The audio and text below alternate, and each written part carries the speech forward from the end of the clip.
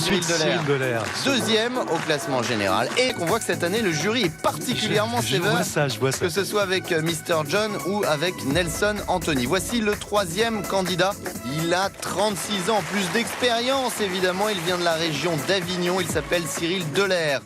Il était chef dans la restauration et puis il y a 5 ans, sa passion pour la magie, alors qu'il voulait être comédien d'ailleurs lorsqu'il était enfant, l'a pris définitivement. Il a décidé de devenir professionnel de la magie avec un numéro ce soir très ailé.